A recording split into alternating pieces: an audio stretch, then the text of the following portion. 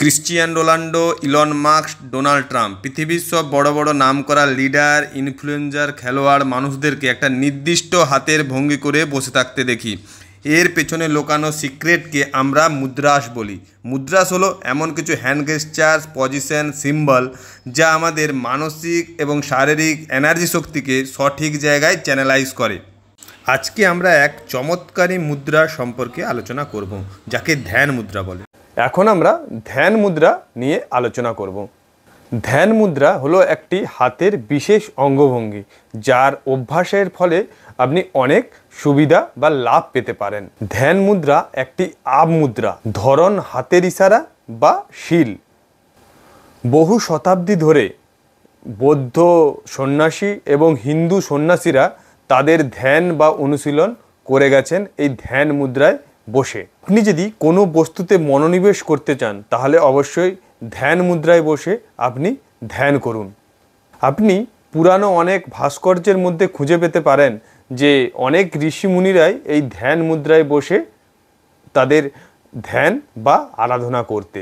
আমরা ধ্যান মুদ্রার সময় যে ত্রিভুজ আমাদের সৃষ্টি হয় তা বৌদ্ধ ধর্মের তিনটি রত্নকে প্রতিনিধিত্ব করে: বুদ্ধ, সংঘ, সম্প্রদায় বা নিরঞ্জন। এই মুদ্রা আপনি যদি অভ্যাস করতে পারেন তাহলে বুদ্ধ জ্ঞানের আপনি অধিকারী হতে পারবেন। এই মুদ্রা বা মেডিটেশন করার সময় আপনি পদ্মাসন, সুখাসন বা স্বস্তিকা আসনে আপনি কমফোর্টেবলভাবে বসবেন।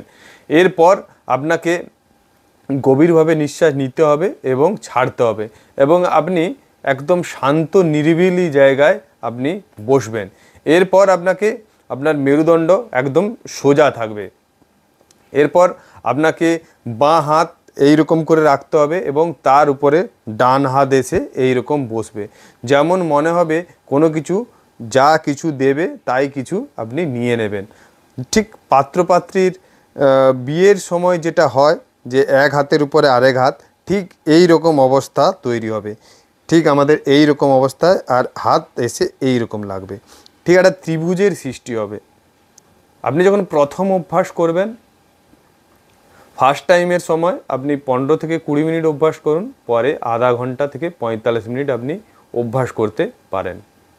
মুদ্রা অনুশীলন করার সময় আপনার চিন্তা যত রকমের আছে বা স্ট্রেস সব দূরে রাখুন। এখন আমরা জেনে নেব ধ্যান মুদ্রার উপকারিতা কি কি আছে। আপনি যদি ধ্যান মুদ্রা অভ্যাস করতে পারেন, এটি আপনাকে মনোনিবেশ করতে সাহায্য করে এবং আরও আপনাকে মনোযোগী করে তোলে। পরিষ্কার চিন্তাভাবনা আপনি উত্থাপিত করতে পারবেন, আপনার মন আরও পরিষ্কার হবে। নেতিবাচক আবেগ কমায়, যেমন জোর, উদ্বেগ এবং রাগ। এটি আপনার ঘুমের গুণগত মানকে অনেক বাড়িয়ে দেয় এবং আপনি সারাদিন তরতাজা অনুভব করবেন। ধ্যান মুদ্রার অনুশীলনে আপনার মনকে শান্ত করে, এটা উন্নত করে আমাদের শরীরের নিরাময় ব্যবস্থাকেও। ধ্যান মুদ্রা অনুশীলন করার সময় সতর্কতা। এই ধ্যান মুদ্রা অনুশীলন করার সময় সতর্কতা বা তেমন কিছু আপনার নেই, কিন্তু আপনাকে এটা এনশিওর করতে হবে যাতে আপনার বাঁ হাতের উপরে ডান হাত এসে এই রকমভাবে থাকে এবং আপনার দুটো বুড়ো আঙুল উপরের দিকে সিম্বল করে থাকে, ঠিক এই রকম, এবং একটা ত্রিভুজের আকার সৃষ্টি হয়। আপনার মেরুদণ্ড খাড়া বা সোজা রাখার চেষ্টা করুন।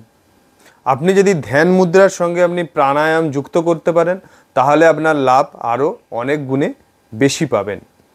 আপনি যদি নিজেকে চাপের দ্বারা বেষ্টিত বা আপনার চারদিকে চাপে আপনি ভরা থাকেন তাহলে আপনি এই মুদ্রা অভ্যাস করুন।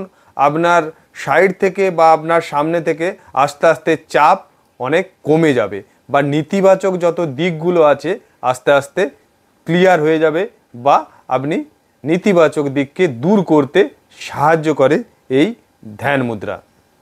আপনি যদি ঘুম সম্পর্কিত কোনো সমস্যায় ভুগছেন তাহলে অবশ্যই এই মুদ্রা আপনি অনুশীলন করুন। আপনার ঘুম সম্পর্কিত যে সমস্যা তা দূর করতে সাহায্য করবে। আপনার যদি চাপের সমস্যা, স্মৃতিশক্তি হ্রাস, হজমের সমস্যা থাকে তাহলে আপনি এটা অভ্যাস করুন, আপনার দুর্দান্ত ফল পাবেন। সকালবেলা 4টা থেকে 6টার মধ্যে আপনি যদি অভ্যাস করতে পারেন তাহলে সব থেকে এর বেশি লাভ আপনি পেতে পারেন।